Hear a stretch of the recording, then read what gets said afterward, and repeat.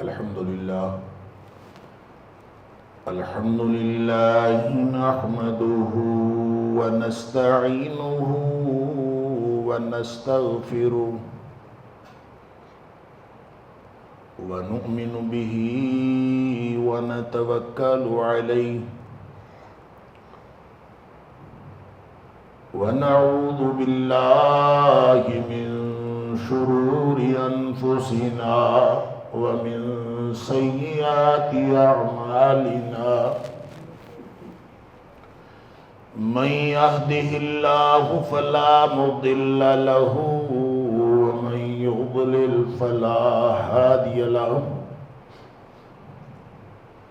وأشهد أن لا إله إلا الله وحده لا شريك له وأشهد أن محمدا عبده ورسوله صلى الله عليه وسلم أرسله بالحق بشيرا ونذيرا بين يدي الساعة فمن يطع الله ورسوله فقد رشد واهتدى ومن يعص الله ورسوله فقد ضل وغوى فإنه لا يضر إلا نفسه ولا يضر الله شيئا نسأل الله ربنا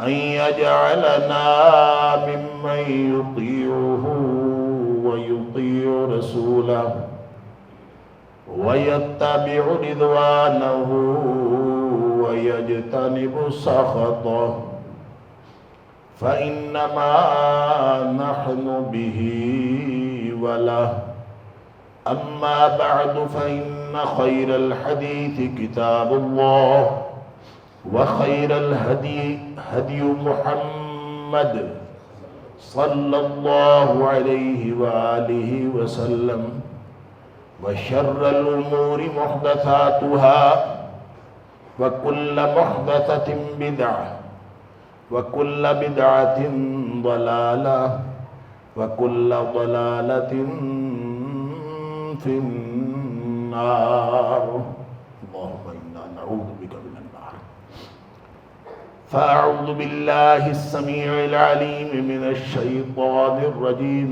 من همزه ونفخه ونفثه بسم الله الرحمن الرحيم لقد من الله على المؤمنين إذ بعث فيهم رسولا من أنفسهم يتلو عليهم آياته ويزكيهم ويعلمهم الكتاب والحكمة وإن كانوا من قبل لفي ضلال مبين یقیناً اللہ نے احسان فرمایا اہل ایمان کے اوپر جب ان کے درمیان انہی میں سے ایک رسول مبعوث فرما دیا. وہ رسول جو ان کے اوپر اس کی آیات پڑھ پڑھ کے سناتا ہے اور ان کا تزکیہ کرتا ہے اور انہیں کتاب و حکمت کی تعلیم دیتا ہے. وَإِن كَانُوا مِن قَبْلُ لَفِي ضَلَالٍ مُبِينٍ اور اگرچہ اس سے پہلے وہ کھلی گمراہی میں تھے. صدق اللہ العظیم.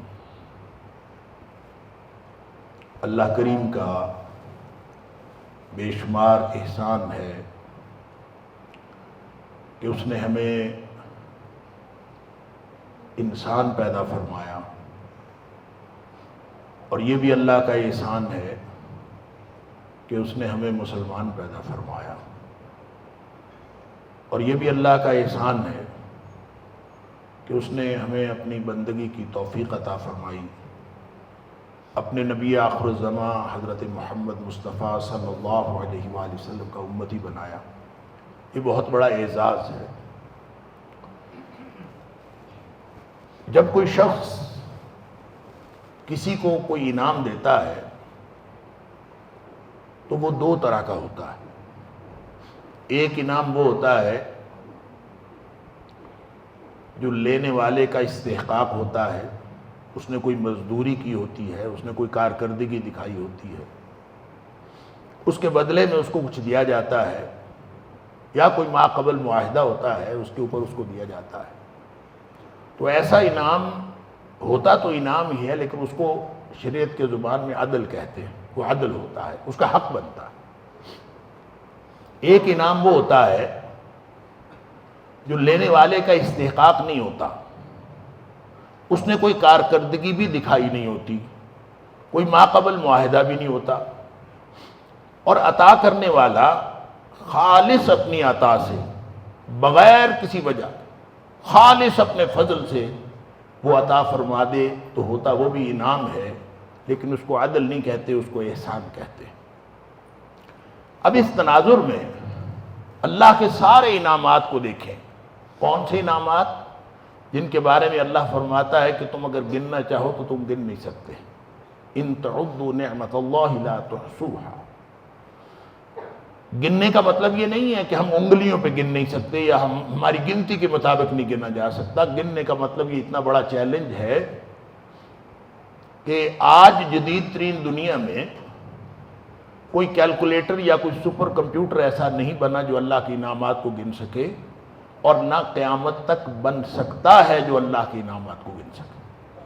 یہ جو بے شمار انعامات ہیں، یہ سارے کے سارے اللہ کے احسانات، ان میں سے ایک بھی انعام ایسا نہیں، ایک بھی انعام ایسا نہیں جو ہمارا استحقاق بنتا تھا اور اللہ نے ہمارے استحقاق کی بنیاد پر ہمیں عطا کیا ہے۔ ہر انعام اللہ کا احسان، حتیٰ کہ ہم جو مسجد میں آج موجود ہیں یہ بھی اللہ کا احسان ہے، اسے توفیق عطا فرمائے۔ ایک ایک چیز آپ گنتے جائیے، سب اللہ کے احسان، لیکن اس نے احسان کہہ کے یہ جتایا نہیں ہے۔ احسان کہہ کے جس کو جتایا ہے وہ صرف ایک بات ہے، اور وہ نبی اکرم صلی اللہ علیہ وسلم کی تشریف آوری، وہ احسان، باقیوں کو نہیں کہا۔ ہاں ایک جگہ پہ سورہ حجرات میں ذکر فرمایا ہے کہ یہ لوگ جو ہیں وہ آپ کے اوپر احسان کرتے ہیں کہ وہ اسلام قبول کیا ہے، تو آپ ان کو فرما دیجئے کہ آپ میرے اوپر اپنے ایمان، اپنے اسلام لانے کا احسان نہ کیجئے۔ بل اللہ یمن علیکم ان ہداکم للایمان، یہ تو اللہ نے آپ کے اوپر احسان کیا ہے کہ اللہ تعالیٰ نے آپ کو ہدایت کا راستہ بتایا ہے۔ جو ہدایت کا راستہ بتانا ہے یہ ہے اللہ کا احسان، اور ہدایت کا راستہ سے مراد کیا ہے؟ وہ بھی نبی اکرم صلی اللہ علیہ وآلہ وسلم ہے۔ هو الذی ارسل رسولہ بالہدی ودین الحق لیظہرہ علی الدین کلہ۔ اب یہ جو نبی اکرم صلی اللہ علیہ وآلہ وسلم کا احسان ہے، آپ کی تشریف آوری ہمارے اوپر احسان ہے، اس کے بارے میں فرمایا کہ یہ احسان اس وقت نہیں ہے جب نبی پاک صلی اللہ علیہ وسلم محمد بن عبداللہ کی حیثیت سے عبداللہ کے گھر پیدا ہوئے تو یہ احسان نہیں ہے۔ اگرچہ ورود مسعود نبی پاک صلی اللہ علیہ وسلم کا، اگرچہ آپ کی پیدائش نبی پاک صلی اللہ علیہ وسلم کی، اگرچہ آپ کا اس دنیا میں تشریف لانا، یہ بھی دنیا کا ایک محیر العقول واقعہ ہے، اور یہ بھی برکتوں سے خالی نہیں ہے، یہ بھی اللہ کا احسان ہے، اور یہ بھی نبی پاک صلی اللہ علیہ وسلم کی شان یہ ہے کہ آپ ساری مخلوقات سے بہتر ہیں۔ لیکن احسان اس کو نہیں فرمایا، احسان اس بات کو فرمایا کہ اذ بعث فیہم رسولا من انفسہم، جب نبی پاک صلی اللہ علیہ وسلم کو رسول بنایا تو یہ احسان ہے۔ احسان نبی پاک صلی اللہ علیہ وسلم کی حیثیت ذات نہیں ہے، احسان آپ کی حیثیت رسالت ہے۔ لہذا جو بدلہ مانگتا ہے اللہ، سورہ الرحمن میں فرمایا ہل جزاء الاحسان الا الاحسان، ایک استفسار کے انداز میں، ایک سوال کے انداز میں اللہ فرماتا ہے کیا بتاؤ کہ احسان کا بدلہ احسان کے علاوہ کوئی ہوتا ہے؟ تو اگر اللہ نے اتنا بڑا احسان کیا ہے تو تم لوگ جب اپنے آپ کو نبی پاک صلی اللہ علیہ وسلم کا امتی کہتے ہو تو پھر اس احسان کا بدلہ دے کے دکھاؤ۔ تو بدلہ کیا ہے اس احسان کا؟ اور نبی پاک صلی اللہ علیہ وسلم کی حیثیت رسالت احسان ہے۔ میں نے عرض کیا کہ نبی پاک صلی اللہ علیہ وسلم کی جو حیثیت ذات ہے، آپ اس اعتبار سے بھی، حیثیت ذات کے اعتبار سے بھی دنیا و ما فیہا سے، یا اللہ کے بعد کائنات کی سب سے بزرگ ہستی، ترمذی شریف کی حدیث ہے کہ نبی پاک صلی اللہ علیہ وآلہ وسلم تشریف فرما تھے صحابہ کے درمیان. جاء عباس، صحابی کہتا ہے، راوی کہتا ہے عباس آپ کے چچا رضی اللہ تعالیٰ عنہ وہ آئے، کأنہ سمع شیئا، ایسے تھا جیسے وہ نبی پاک صلی اللہ علیہ وسلم کی ذات کے بارے میں کوئی حرزہ سرائی، چونکہ مشرکین اور کفار اور معاندین نبوت اس دور میں بھی نبی پاک صلی اللہ علیہ وسلم کی شان میں گستاخی کرتے تھے، تو کسی نے ایسی کوئی بات کی ہوگی. راوی کہتا ہے کأنہ سمع شیئا، جیسے کوئی بات سن کے آئے، کوئی ناگوار بات تھی، انہوں نے آ کے نبی پاک صلی اللہ علیہ وسلم کو بتائی. راوی کہتا ہے فقام علی المنبر، نبی پاک صلی اللہ علیہ وسلم ممبر پہ کھڑے ہو گئے. ممبر پہ کھڑے ہو کے صحابہ بیٹھے تھے، آپ نے فرمایا من انا، لہذا دور قدیم کا ابو جہل یا ابو لہب ہو یا دور جدید کا کوئی شخص ہو، جب تک وہ نبی پاک صلی اللہ علیہ وسلم کی لائی ہوئی بات کو نہیں مانتا، آپ کی لائی ہوئی رسالت کو نہیں مانتا. مسلم شریف کی حدیث ہے، نبی پاک صلی اللہ علیہ وسلم نے فرمایا والذی نفس محمد بیدہ، اس ذات کی قسم جس کے ہاتھ میں میری محمد کریم صلی اللہ علیہ وسلم کی جان ہے. نبی پاک صلی اللہ علیہ وسلم قسم اٹھا کے فرمایا لا يسمع بی احد من هذه الامہ یہودی ولا نصرانی. نبی پاک صلی اللہ علیہ وسلم نے فرمایا جس کے کان میں یہ بات پڑ گئی نا کہ میں محمد کریم صلی اللہ علیہ وسلم اس دنیا میں آ گیا ہوں، جس کو پتا چل گیا، اس نے ایک دفعہ سن لیا کہ نبی پاک صلی اللہ علیہ وسلم آ گئے، چاہے وہ امت اجابت میں ہو، چاہے امت دعوت میں سے ہو، یہودی ہو یا عیسائی ہو. یہ بھی جب نبی پاک صلی اللہ علیہ وسلم تشریف لے آئے ہیں تو اس کے بعد تاریخی اعتبار سے، کرونولوجیکل آرڈر کے اعتبار سے ساری کی ساری انسانیت و نبی پاک صلی اللہ علیہ وسلم کی امت ہو گئی. فرق صرف یہ ہے کہ جنہوں نے مان لیا وہ امت اجابت ہے، جنہوں نے نہیں مانا وہ امت دعوت ہے. لہذا چاہے کوئی یہودی ہو چاہے کوئی عیسائی ہو، اگر اس نے نبی پاک صلی اللہ علیہ وسلم کی بات سننے کے بعد کہ آپ تشریف لے آئے مانا نہیں، فرمایا وَلَمْ يُؤْمِنْ ثُمَّ يَمُوتُ يَوْمَ يَمُوتُ، پھر وہ مر گیا جب مرنا تھا. اس نے سنا نبی پاک صلی اللہ علیہ وسلم تشریف لائے، پھر وہ مر گیا. وَلَمْ يُؤْمِنْ بِمَا أُرْسِلْتُ بِهِ، جو پیغام میں لے کے آیا ہوں، جو رسالت میں لے کے آیا ہوں، جو اللہ کا پیغام، جو میری بات ہے، وہ مانے بغیر مر گیا. فرمایا الا حرم اللہ علیہ الجنہ، اللہ اس کے اوپر جنت حرام کر دے گا. اللہ اکبر. عمر فاروق رضی اللہ تعالیٰ عنہ کے ہاتھ میں تورات کا ٹکڑا دیکھا تھا نبی کریم صلی اللہ علیہ وسلم نے. آپ فرمایا عمر کیا پڑھ رہے؟ اللہ کے رسول صلی اللہ علیہ وسلم تورات کا ٹکڑا ہے. فرمایا تم تو تورات کا ٹکڑا پڑھ رہے ہو، موسیٰ علیہ السلام خود بھی اگر تشریف لے آئیں تو میری محمد کریم صلی اللہ علیہ وسلم کی پیروی کے بغیر ان کی نجات بھی نہیں ہونی، نبی پاک صلی اللہ علیہ وسلم کی رسالت کو مانے بغیر. لہذا جس بات جو امتی ہے، امتی وہ ہے جو نبی کریم صلی اللہ علیہ وسلم کی بات مان لیتا. میں اس حدیث کو مکمل کرنے سے پہلے 2 حدیث آپ کے سامنے اور رکھتا ہوں، پھر اپنی بات مکمل کر لوں گا انشاءاللہ. اللہ کرے مجھے اور آپ کو، ہم سب کو بات سمجھ بھی آ جائے اور عمل کی توفیق بھی مل جائے.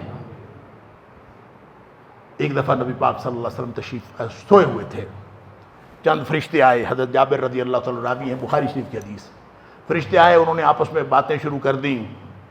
اس نے کہا یہ تو سوئے ہوئے ہیں، انہ نائم، یہ تو سوئے ہوئے ہیں. دوسرے فرشتے کہتے ہیں نہیں، یہ ایک ایسی ہستی ہیں کہ ان العین نائمۃ، ان کی آنکھیں سوتی ہیں، والقلب یقظان، ان کا دل جو ہے وہ جاگتا رہتا ہے. لہذا انہوں نے کہا اس کی کوئی مثال بیان کرو. لمبی حدیث ہے، میں مختصر کر کے عرض کر دیتا ہوں. اس نے مثال بیان کی. اس نے کہا ان کی مثال ایسے ہے کمثل رجل، ایک آدمی جیسے ایک آدمی ہو، بنا دارن، اس نے ایک گھر بنایا، وجعل فیہا مأدوبہ، اس کے اندر ایک دسترخوان رکھا. پھر اس نے وبعث الداعی، پھر اس نے ایک بلانے والا بھیجا، لوگوں کو جا کے بلاؤ کہ آ کے کھانا کھا لو. ایک گھر ہے، اس کے اندر دسترخوان لگا ہے، لوگو آؤ آ کے کھانا کھاؤ. یہ انہوں نے ایک بات کہی، فرشتوں نے فرشتوں کے ساتھ آپس میں بات کر. پھر ایک فرشتہ کہتا ہے اولوہا یفقہوہا، ایسے کرو کہ یہ جو بات کہی ہے اب اس کی تعویل بھی بیان کر دو، اس کو حقیقت بھی بیان کر دو، پہلے مثال دی ہے اس کی حقیقت بھی بیان کر دو تاکہ یہ سمجھ جائے۔ اس نے پھر کہا یہ تو سویا ہوا یہ کیسے سمجھے گا؟ انہوں نے کہا نہیں، دل جاگتا ہے یہ سمجھ جائے گا۔ اللہ، ان کی آنکھیں سوتی ہیں نبی پاک صلی اللہ علیہ وسلم کی، ان کا دل جاگتا ہے۔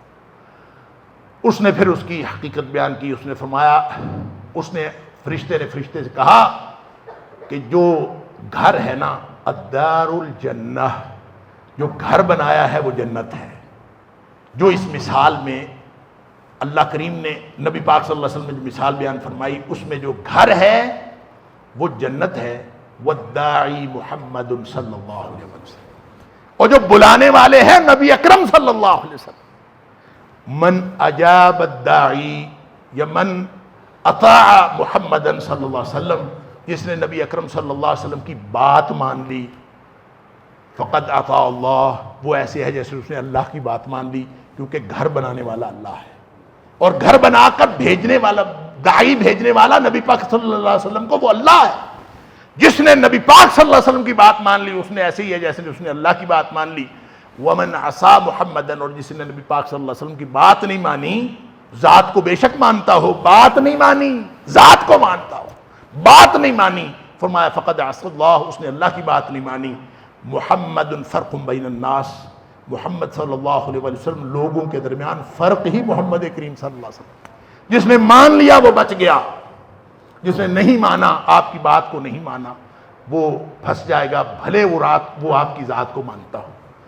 اور ایک دوسری مثال نبی کریم صلی اللہ علیہ وسلم، یہ بھی بخاری شریف کے اندر ہے، آپ نے فرمایا مثلی و مثل الانبیاء، میری اور مثلی و مثل ما بعثنی اللہ بھی، میری مثال اور جو کچھ میں لے کے آیا ہوں، جو پیغام میں اللہ کی طرف سے لے کے آیا ہوں، جو میں رسالت لے کے آیا ہوں، اس کی مثال ایسے ہے جیسے ایک شخص ہو، کمثل رجل، جیسے کوئی شخص ہو، اتا قومن، جو کسی بستی میں آئے اور بستی میں آ کے بستی والوں کو کہے کہ ایک لشکر میں نے اپنی آنکھوں سے دیکھا ہے، انی رأیت الجیش بعینی، میں نے ایک لشکر دیکھا ہے اپنی آنکھوں سے، وہ تمہاری بستی کے اوپر حملہ آور ہونے والا۔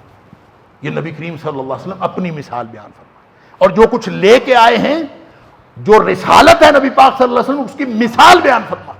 آپ فرمایا جیسے کوئی شخص آئے، وہ آ کے قوم کو ڈرائے، اس کو کہے کہ میں نے لشکر دیکھا ہے بعینی، اپنی دونوں آنکھوں سے، اور تمہارے اوپر حملہ آور ہونے والا ہے، وَإِنِّي أَنَا النَّذِيرُ الْعُرْيَانُ، اور میں واضح طور پر تمہیں ڈرا رہا ہوں۔ فَالنَّجَا، اور ساتھ یہ کہے بچ جاؤ، بچ جاؤ۔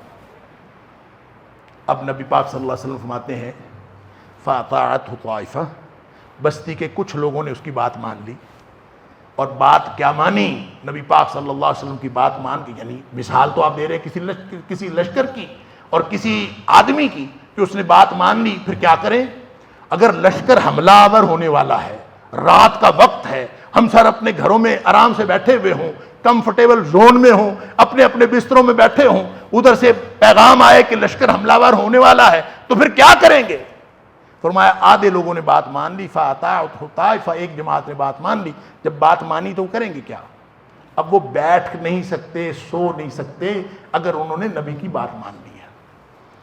فرمایا انہوں نے بات مان لی، فَأَدْلَجُوا عَلَى مَهْلِهِمْ، آہستہ آہستہ پہلی رات ہی نکل پڑے، جو ہی پیغام سنا آہستہ آہستہ بستی سے نکل پڑے، چلتے چلتے آہستہ آہستہ آرام آرام سے وہ دور نکل گئے۔ فَكَذَبَتْهُ طَائِفَةٌ، اور ایک كَذَبَتْهُ طَائِفَةٌ، اور ایک گروہ تھا جس نے جھٹلا دیا۔ اللہ، اس نے کہا کہ کوئی نہیں یار، بیٹھے رہو، لوگ باتیں کرتے رہتے ہیں، بندہ تو اچھا ہے لیکن اس کی بات ماننے کی ضرورت نہیں ہے، کوئی بات نہیں، بیٹھے رہے۔ فرمایا وہ جو بیٹھے رہے، ہوا کیا؟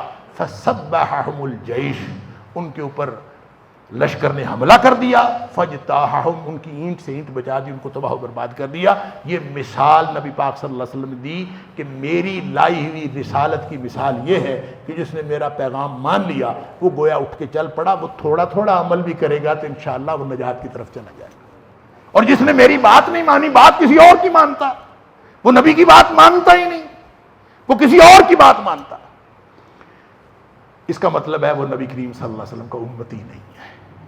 اب میں وہ حدیث مکمل کر لیتا ہوں، اللہ تعالیٰ مجھے اور آپ کو سمجھ عطا فرمائے۔ کل امتی یدخلون الجنہ، میرا ہر امتی جنت میں جائے گا، الا من ابا، سوائے اس کے کہ جس نے خود انکار کر دیا۔ صحابہ حیران ہو گئے، من یابا یا رسول اللہ صلی اللہ علیہ وسلم، اللہ کے رسول بھلا کون انکار کرتا ہے امتی ہونے سے، جنت میں جانے سے؟ آپ نے فرمایا من اطاعنی فدخل الجنہ، جس نے میری بات مان لی وہ جنت میں چلا گیا، وہ ہے امتی۔ اور من عصانی، جس نے میری بات نہیں مانی فقد ابا، وہ ایسے ہی ہے جیسے اس نے انکار کر دیا۔ اللہ تعالیٰ مجھے اور آپ کو ہم سب کو سچا امتی بننے کی توفیق عطا فرمائے۔ وآخر دعوانا الحمدللہ رب العالمین۔